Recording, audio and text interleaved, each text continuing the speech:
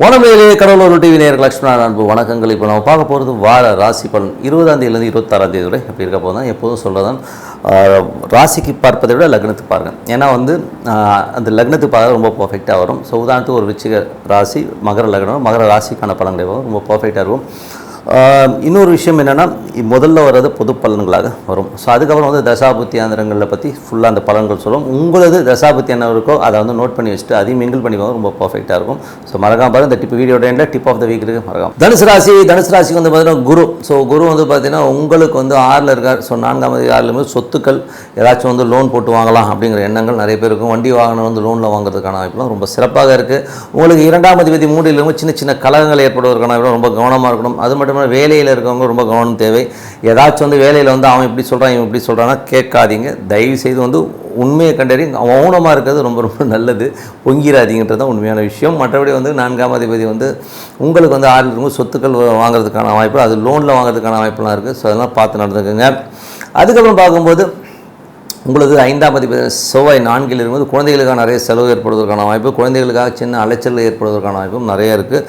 அதுக்கப்புறம் பார்க்கும்போது உங்களுக்கு 6ஆம் அதிபதியான சுக்கிரன் 5ல் இருக்கும்போது கொஞ்சம் கடன் அடைவதற்கான வாய்ப்புகள் சில பேருக்கு ஏற்படுவதற்கான வாய்ப்புலாம் நல்லா இருக்குது. ஸோ அதில் பார்த்திங்கன்னா ஏதாச்சும் ஒரு பெரிய காசு ஏதாச்சும் கேட்டிங்கன்னா அது கிடச்சி பழைய கடனை அடைக்கிறதுக்கான வாய்ப்புலாம் ரொம்ப நல்லா இருக்குது. சில பேருக்கு ஆன்மீக சுற்றுலா செல்வதற்கான வாய்ப்புலாம் ரொம்ப நல்லா இருக்குது. பழைய பகை மாறுவதற்கான வாய்ப்புகளும் ரொம்ப நல்லா இருக்குங்க. ஸோ மற்றபடி 7ஆம் அதிபதியான புதன். ஸோ 7ஆம் அதிபதியான புதன் 5ல் இருக்கும்போது மனைவிக்கு நல்ல வளர்ச்சியை கொடுப்பதற்கான வாய்ப்பு, வியாபாரத்தில் நிறைய கஸ்டமர் உங்களுக்கு புகழ்வார்கள். ஸோ அந்த மாதிரி விஷயங்கள் நல்ல ஏற்றங்களை தருவதற்கான வாய்ப்பு ரொம்ப நல்லா இருக்குது. 8ஆம் அதிபதி சந்திரன் பார்த்திங்கன்னா வாரத்தின் உட்பகுதியில் கொஞ்சம் நல்ல லாபங்களை கூட சின்ன சின்ன செலவுகளை கொடுத்தாலும் அடுத்த லெவல் போகிறதுக்கான வாய்ப்பு. இப்போ இந்த வாரம் பேசும்போது மட்டும் கொஞ்சம் கவனமாக பேசுறது ரொம்ப ரொம்ப அவசியம்.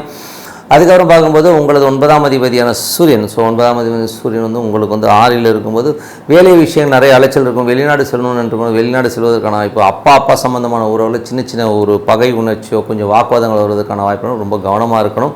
ஸோ மறுபடியும் எல்லாமே சிறப்பு தான்.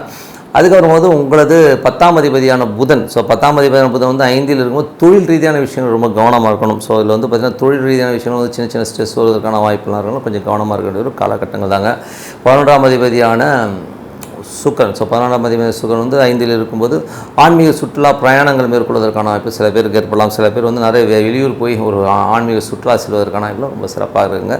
ஸோ இதுவரை பார்த்தது பொது பலன்கள். இப்போ பார்க்க போகிறது தசாபுத்தி பலன்கள் எப்படி இருக்குன்னு பார்ப்போம். ஸோ தனுசு லக்னம் சூரிய தசாபுத்தி அந்த நடக்கிறவங்களுக்கு பார்த்திங்கன்னா உங்களுக்கு சூரியன் 9ஆம் அதிபதி 6ல் இருக்கும்போது வேலை விஷயங்கள் நிறைய பிரயாணங்கள் வெளிநாடு பிரயாணங்கள் மேற்கொள்வதற்கான வாய்ப்புலாம் ரொம்ப நல்லாயிருக்கு. ஸோ அது ரொம்ப சிறப்பாக அப்பாக்கும் உங்களுக்கும் ஒரு சின்ன டிஃப்ரென்ஸ் ஆஃப் ஒப்பீனியன் வர்றதுக்கான வாய்ப்புலாம் ரொம்ப கவனமாக இருக்கணும்.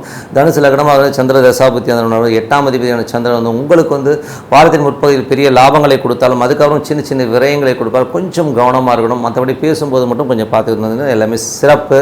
அதுக்கப்புறம் பார்க்கும்போது தனுசு லக்னமாக இருந்து செவ்வாய் தசாபுத்தி அந்த செவ்வாய் உங்களுக்கு பார்த்திங்கன்னா 4ல் இருக்கிறார். ஸோ 5ஆம் அதிபதி 4ல் இருக்கும்போது குழந்தைகளுக்காக நிறைய எக்ஸ்பென்ஸ் பண்ணுறதுக்கான வாய்ப்பு, கொஞ்சம் சின்ன சின்ன விரயங்கள், வீடு பராமரிப்பு வேலைகள், மற்றபடி வண்டி வாகன பராமரிப்பு வேலைகளை சில பேர் பண்ணுவீங்க. ஸோ அதில் சின்ன மெயின்டெனன்ஸ் செலவுகள்லாம் வரதான் செய்யும்.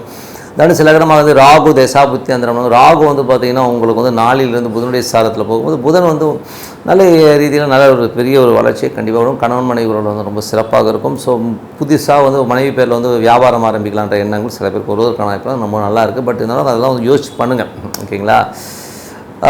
அதுக்கப்புறம் தனுசு லக்னமாக குரு தசாபுத்தி அந்த குரு பார்த்திங்கன்னா உங்களுக்கு 6ல் இருக்கார். ஸோ 6ல் இருக்க குரு என்ன மாதிரி விஷயம் 1, 4, 6 போதே நிறைய சொத்துக்களில் கடன் வாங்குறதுக்கான வாய்ப்பு, அதனால் சின்ன மனசுல உளைச்சல் வருவதற்கான வாய்ப்பு கொஞ்சம் கவனமாக இருக்கணும். இந்த வாட்டி பார்த்தீங்கன்னா இந்த வாரம் மட்டும் கொஞ்சம் இந்த ஓனர்ஷிப் சம்மந்தமான விஷயம், தந்தை சார்ந்த விஷயங்களில் உங்களுக்கு சின்னதாக ஒரு பிளாங்காக இருக்கும். அவங்க யாரும் நம்மளை கண்டிக்கல, நம்மளை யாரும் மதிக்கலைங்கிற ஒரு எண்ணங்கள் சில பேருக்கு வருவதற்கான வாய்ப்பு கொஞ்சம் பார்த்து நடந்து. ஏன்னா குருவும் சூரியன் ஒன்றா இருக்கும்போது ஒரு அஸ்தங்கத்தை ஏற்படுத்தி அதை மட்டும் கொஞ்சம் பார்த்து நடந்துக்கணும். தனுசு லக்னமாக சனி தசாபுத்தி அந்த சனி பார்த்திங்கன்னா 3ஆம் அதிபதி ஆகிய குருவின் சாரத்தில் இருக்கும்போது வேலையில் நிறைய மாற்றங்கள் நிறைய அலைச்சல் இருக்கிறதுக்கான வாய்ப்புலாம் நிறைய இருக்குது. ஸோ அதேமாதிரி ரொம்ப சிறப்பு தான். கொஞ்சம் அந்த ஒப்பந்தங்கள் நிறைய பேர் கிடைப்பதற்கான லேபர் கான்ட்ராக்ட், லேபர் ஒப்பந்தங்கள், புதிய ஒப்பந்தங்கள் கிடைக்கிறதுக்கான வாய்ப்பு ரொம்ப சிறப்பாக இருங்க. அது ஒரு நல்ல விஷயந்தான். அதுக்கப்புறம் பார்க்கும்போது உங்களது 2-3ஆம் அதிபதியாகவே சனி வரும். கொஞ்சம் கலகங்கள் வருவதற்கான கொஞ்சம் அலர்ட்டாக இருக்கிறது ரொம்ப ரொம்ப நல்லது.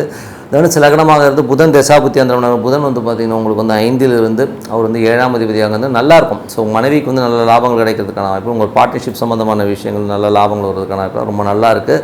ஸோ தொழில் ரீதியான விஷயங்கள் கொஞ்சம் கவனமாக இருக்கணும். ஏன்னா 10ஆம் அதிபதியாக வந்து அது புதன் 8ல் இருக்கும்போது கொஞ்சம் கவனமாக இருக்க வேண்டிய ஒரு காலகட்டங்கள் தான்.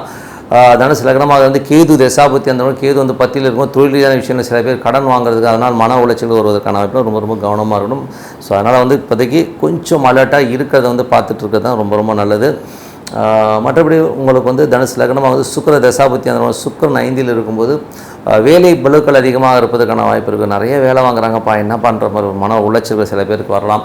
ஸோ மற்றபடி வந்து எல்லாமே சிறப்பு தான். ஸோ என்னை பொறுத்தவரை நல்ல ஒரு பிரார்த்தனை, மனதார இறைவனை பிரார்த்தனை பண்ணும்போது கண்டிப்பாக அடுத்த லெவல் போகிறதுக்கான ரொம்ப சிறப்பாக இருக்குது. Tip of the week. So tip of the வீக்கில் வந்து நம்ம பார்க்க போகிறது பார்த்திங்கன்னா இந்த வாட்டி வந்து பிரிந்தவர்கள் சேர. ஸோ நிறைய விஷயங்களுக்காக தாயார் பிரிஞ்சிருக்கலாம், மனைவி பிரிஞ்சிருக்கலாம், குழந்தைகள் பிரிஞ்சிருக்கிறதுக்கான வாய்ப்புகள் டே டு டே லைஃப்பில் வந்து நிறைய பேருக்கு ஏற்படுது. ஸோ இப்போ வந்து அந்த மாதிரி இருக்கிறவங்க வந்து என்ன பண்ணலாம் அப்படின்னும் போது உங்களுக்கு சங்கமேஸ்வர் ஆலயம் இருக்குது. ஸோ நீங்கள் போய் கூகுளில் போய் அடிச்சு பாருங்கள். ஸோ சங்கமேஸ்வர் ஆலயத்தில் போய் வழிபாடு பண்ணணும். ஸோ அந்த மாதிரி வழிபாடு பண்ணும்போது வந்து அந்த பிரிந்தவர்கள் வந்து ஒன்று சேருவதற்கான வாய்ப்புகள்லாம் ரொம்ப நல்லா இருக்குங்க. ஸோ அது வந்து பார்த்திங்கன்னா அது என்றைக்கு பண்ணணும் அப்படிங்கன்னா, ஸோ உங்களது பிறந்த நட்சத்திரம் ஒவ்வொரு மாதம் வரும். 27 நாட்களுக்கு ஒரு முறை உங்களுக்கு உங்கள் நட்சத்திரம் வரும் இல்லையா, அந்த நட்சத்திரம் வருகின்ற நாட்களில் ஒரு புனித நீராடி, அங்கே வந்து தண்ணி போகுது இல்லைங்களா, ஸோ அங்கே போய் நீராடிட்டு அதுக்கப்புறம் நீங்கள் வந்து அந்த ஈஸ்வரன் வணங்கும்போது சங்கமேரும் பிரிந்தவர்கள் கண்டிப்பாக ஒன்று சேரும். அது என்ன காலகட்டங்கள்னும் போது ஒரு 5 மாதங்களும் ஆகிடும்.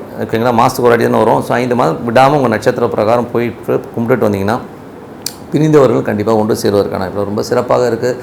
அதே மாதிரி வந்து பதவிகள், ஒரு உயர் பதவி எதிர்பார்த்துட்ருக்கேன், நல்ல ஒரு பெரிய ஒரு லெவலில் வரணும், எனக்கு ஒரு அங்கீகாரம் கிடைக்கணும் அப்படின்னு நினச்சிட்டு இருக்கவங்களுக்கு வந்து பார்த்திங்கன்னா என்ன மாதிரி விஷயங்களில் வந்து நமக்கு அங்கீகாரம் கிடைக்கும் அப்படின்னு பார்த்திங்கன்னா உங்களுக்கு வந்து மகுடேஸ்வரர். ஸோ மகுடேஸ்வரர்னு இருக்கார். ஸோ அங்கே வந்து போய் பார்த்து வழிபாடு பண்ணும்போது அது வந்து ரொம்ப சிறப்பாக இருக்கும். அது வந்து அந்த நதிக்கரை கங்கை கரையில் வந்து போய் நீராடி கூகுளில் போய் பாருங்க மகுடேஸ்வரர் எங்கே இருக்காருன்னு.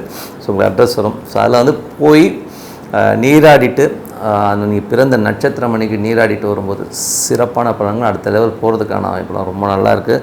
ஸோ அதனால் வந்து இந்த வழிபாடு வந்து கண்டிப்பாக 5 மாதங்கள், அதாவது மாதத்துக்கு ஒரு அடி தான் நட்சத்திரம் வரும். ஸோ அந்த மாதிரி வந்து 5 மாதங்கள் அது கண்டினியூவாக உங்கள் நட்சத்திரம் வர அன்றைக்கி காலையில் போய் நல்லா உட்காந்து குளிச்சுட்டு நேராக போய் சாமி கொண்டு நீங்கள் ஊருக்கு ரிட்டர்ன் வந்துடலாம். ஒன்றும் பெரிய அங்கே தங்கணும்லாம் அவசியம் இல்லை. இந்த மாதிரி பண்ணிட்டு வரும்போது பெரிய பதவிகள், எனக்கு வந்து பெரிய வருமானம் வரணும், பெரிய ப்ரொமோஷன்ஸ் வரணும், பதவியில் அங்கீகாரம் வரணுங்களோ கண்டிப்பாக மகுடேஸ்வரர் பெரும் பதவிகளை கண்டிப்பாக கொடுத்துருவாருங்க. ஸோ நல்ல விஷயங்கள், நல்ல மாற்றங்களாக இருக்குன்னா பிரார்த்தனை ரொம்ப ரொம்ப அவசியம். மனதார இறைவனை பிரார்த்தனை பண்ணுங்க, அடுத்த லெவல் போகிறதுக்கான ரொம்ப சிறப்பாக இருக்குது. நன்றி, வணக்கம். கடவுள் அருள் டிவியை பார்த்தமைக்க நன்றிகள். மேலும் இது போன்ற தகவல்களை தெரிந்து கொள்ள கடவுள் அருள் டிவியை சப்ஸ்கிரைப் செய்யுங்கள். மறக்காமல் பெல் ஐக்கானை கிளிக் செய்யுங்கள்.